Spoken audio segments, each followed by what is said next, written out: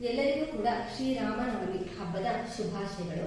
ನಿನ್ನೆ ತರಗತಿಯಲ್ಲಿ ನಾವು ವರ್ಣ ಅಂತಂದ್ರೆ ಜಾತಿಯ ಅರ್ಥವನ್ನ ಕೊಡುತ್ತೆ, ವರ್ಣ ಅಂತಂದ್ರೆ ಬಣ್ಣ ಅನ್ನೋ ಅರ್ಥವನ್ನ ಕೊಡುತ್ತೆ, ವರ್ಣ ಅಂತಂದ್ರೆ ಅಕ್ಷರ ಅನ್ನುವಂತಹ ಅರ್ಥವನ್ನ ಕೊಡುತ್ತೆ. ನಿನ್ನೆ ಅಕ್ಷರಮಾಲೆ ಅಂತಂದ್ರೆ ಏನು, ಅಕ್ಷರಗಳಲ್ಲಿ ಕನ್ನಡ ವರ್ಣಮಾಲೆಯಲ್ಲಿ ಎಷ್ಟು ಅಕ್ಷರಗಳಿವೆ, ಕನ್ನಡ ವರ್ಣಮಾಲೆಯನ್ನ ಎಷ್ಟು ವಿಭಾಗಗಳಾಗಿ ವಿಭಾಗಿಸಿದೀವಿ ಅನ್ನೋದ್ರ ಬಗ್ಗೆ ತಿಳ್ಕೊಂತಾ ಹೋದ್ವಿ. ನಾವು ಕನ್ನಡ ವರ್ಣಮಾಲೆಯನ್ನು ಎಷ್ಟು ವಿಭಾಗಗಳಾಗಿ ವಿಭಾಗಿಸ್ತೀವಿ ಅಂತಂದ್ರೆ 3 ವಿಭಾಗಗಳಾಗಿ ವಿಭಾಗಿಸ್ತೀವಿ. ಮೊದಲನೇದಾಗಿ ಸ್ವರಗಳು, ವ್ಯಂಜನಗಳು, ಯೋಗವಾಹಗಳು.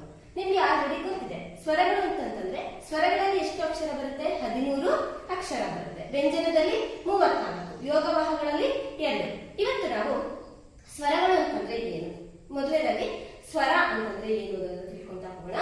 ಸ್ವರಗಳು ಅಂತಂದ್ರೆ ಏನು? ಸ್ವರಗಳು ಅಂತಂದ್ರೆ ಸ್ವತಂತ್ರವಾಗಿ ಉಚ್ಚರಿಸಲ್ಪಡುವ ಹಾಯಿಂದ ಹೌವರೆಗಿನ 13 ಅಕ್ಷರಗಳಿಗೆ ಸ್ವರಗಳು ಎಂಬುದು.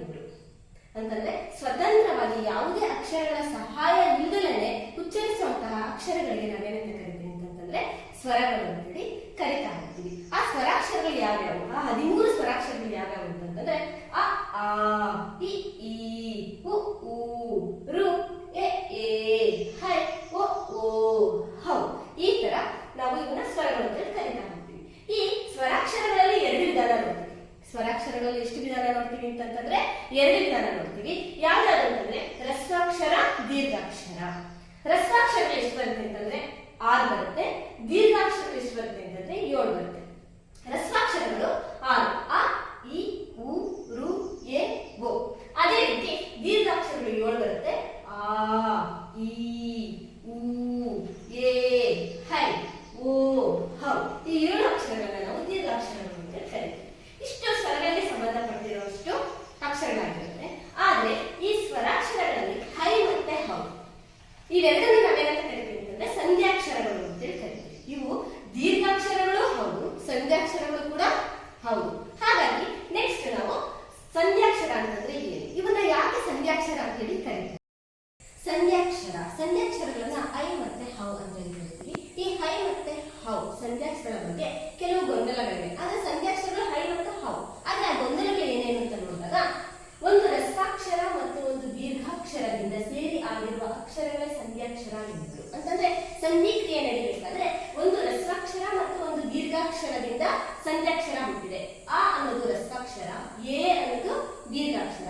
ಇವೆರಡೂ ಸಂಧಿ ಕ್ರಿಯೆ ನಡೆಯುವಂತಹ ಸಂದರ್ಭದಲ್ಲಿ ಐ ಅನ್ನುವಂತಹ ಅಕ್ಷರ ಹುಟ್ಟಿದೆ ಅಂತ ಹೇಳ್ತಾರೆ. ಆ ಪ್ಲಸ್ ಓ ಇಸ್ ಈಕ್ವಲ್ ಟು ಹೌ. ಹ್ರಸ್ವಾಕ್ಷರ, ದೀರ್ಘಾಕ್ಷರ ಇವೆರಡು ಸಂಧಿ ಕ್ರಿಯೆ ನಡೆಯಬೇಕಾದ್ರೆ ಹೌ ಅನ್ನೋ ಅಕ್ಷರ ಹುಟ್ಟಿದೆ ಅಂತ ಹೇಳ್ತಾರೆ. ಅದೇ ತರ ಬೇರೆ ರೀತಿ ನೋಡೋದಾದ್ರೆ 2 ಬೇರೆ ಬೇರೆ ಸ್ವರಗಳು ಸೇರಿ ಆಗುವ ಸ್ವರಾಕ್ಷರಗಳೇ ಸಂಧ್ಯಾಕ್ಷರಗಳು. ಆ ಪ್ಲಸ್ ಇ ಇಸ್ ಈಕ್ವಲ್ ಟು ಹೈ, ಆ ಪ್ಲಸ್ ಉ ಇಸ್ ಈಕ್ವಲ್ ಟು ಹೌ. ಇವೆರಡು ಕೂಡ ಹ್ರಸ್ವಾಕ್ಷರಗಳು. ಇವೆರಡು ಅಕ್ಷರಗಳಿಂದ ಹೈ ಹುಟ್ಟಿದೆ ಅಂತ ಹೇಳ್ತಾರೆ. ಇನ್ನೊಂದು ರೀತಿಯಲ್ಲಿ ನೋಡೋದಾದ್ರೆ 2 ಸ್ವರಾಕ್ಷರಗಳು ಸೇರಿ ಒಂದು ಅಕ್ಷರವಾದರೆ ಅದುವೇ ಸಂಧ್ಯಾಕ್ಷರ. ಆ ಪ್ಲಸ್ ಎ ಇಸ್ ಈಕ್ವಲ್ ಟು ಹೈ, ಆ ಪ್ಲಸ್ ಇ ಇಸ್ ಈಕ್ವಲ್ ಟು ಹೈ, ಆ ಪ್ಲಸ್ ಓ ಇಸ್ ಈಕ್ವಲ್ ಟು ಹೌ, ಆ ಪ್ಲಸ್ ಉ ಇಸ್ ಈಕ್ವಲ್ ಟು ಹೌ. ಈ ತರ ಒಂದೊಂದು ರೀತಿಯಾದಂತಹ ಡೆಫಿನೇಷನ್ಸ್ ನ ಕೊಡ್ತಾ ಹೋಗಿದ್ದಾರೆ. ಸ್ವರಾಕ್ಷರಗಳಲ್ಲಿ 2 ವಿಧ ಅಂದ್ಬಿಟ್ಟು ಹಾಗೆ ಹೇಳಿದ್ವಿ.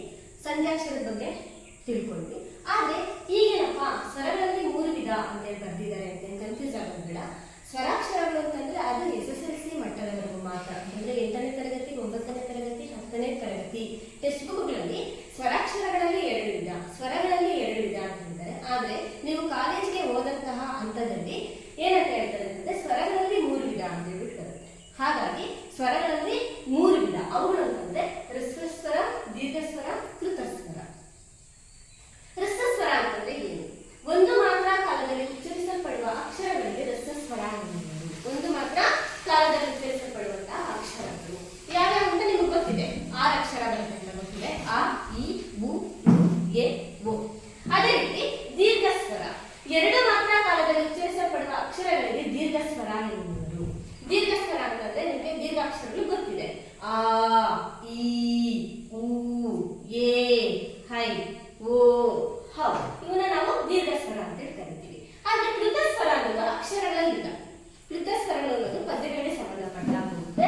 ಕೃತಸ್ವರ ಅಂತಂದ್ರೆ ಏನು ಅಂತಂದ್ರೆ ಕೊನೆಯ ಸ್ವರವನ್ನು ಎಳೆದು 3 ಮಾತ್ರ ಕಾಲದಲ್ಲಿ ಉಚ್ಚರಿಸಲ್ಪಡುವ ಅಕ್ಷರಗಳಿಗೆ ಕೃತಸ್ವರ ಎನ್ನುವರು. ನಿಮಗೆ ನಿಲ್ಲೋದಿಲ್ಲ. ನೀವು ಹೇಳ್ತಾನೆ ಹೋಗ್ತೀರಾ ಓಂ ಅಂತ. ಆಮೇಲೆ ಅಯ್ಯೋ ಅಂತ ಕೂಗಾಡುವಂಥದ್ದು, ಅಮ್ಮ ಅಂತ ದೂರದಲ್ಲಿರೋರನ್ನ ಕರೆಯುವಂಥದ್ದು. ಈ ತರ ದೀರ್ಘವಾಗಿ ಎಳೆದು ಹೇಳುವಂತಹ ಸ್ವರಗಳಿಗೆ ನಾವೇನಂತ ಕರಿತೀವಿ ಅಂತಂದ್ರೆ ಪ್ಲುತ ಸ್ವರ ಅಂತ ಬಿಟ್ಟು ಕರಿತೀವಿ. ಇದು ಕಾಲೇಜ್ ಮಟ್ಟಕ್ಕೆ ಓದಂತಹ ಸಂದರ್ಭದಲ್ಲಿ ಹೇಳ್ತಾರೆ ಸ್ವರಗಳಲ್ಲಿ 3 ವಿಧ ಅಂತ ಬಿಟ್ಟು.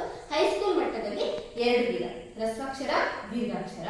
ಆದ್ರೆ ಪ್ಲುತ ಸ್ವರ ಅನ್ನೋದು ಬರೋದು ನೀವು ಕಾಲೇಜ್ ಹಂತಕ್ಕೆ ಹೋದಾಗ ಬರ್ತಾ ಹೋಗುತ್ತೆ. ಪ್ಲುತ ಸ್ವರ ಅನ್ನೋದು ಅಕ್ಷರ ಇಲ್ಲ, ಇದು ಸ್ವರ, ಪದ್ಯಗಳಿಗೆ ಸಂಬಂಧಪಟ್ಟಿರುವಂಥದ್ದು. ಇಲ್ಲಿ ನೋಡಿ ಎಸ್ ಎಸ್ ಎಸ್ ಅಂತ ಹಾಕಿದ್ವಿ, ಯಾಕೆಂತಂದ್ರೆ ಇದು ಸೌಂಡ್ ಅಂತ.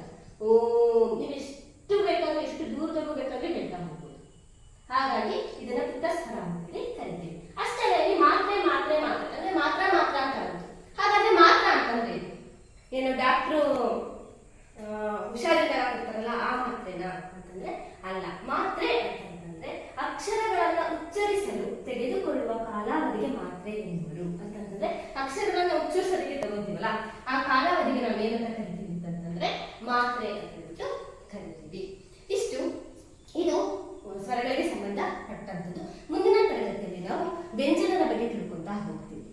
ಈಗ ನನ್ನ ವಿಡಿಯೋ ನಿಮಗೆ ಇಷ್ಟ ಆಗಿದ್ರೆ ನನಗೆ ಲೈಕ್ ಕೊಟ್ಟು ಶೇರ್ ಮಾಡಿ, ನನ್ನನ್ನು ಸಬ್ಸ್ಕ್ರೈಬ್ ಆಗಿ ಅಂತ ಹೇಳ್ತೀನಿ. ಧನ್ಯವಾದಗಳು.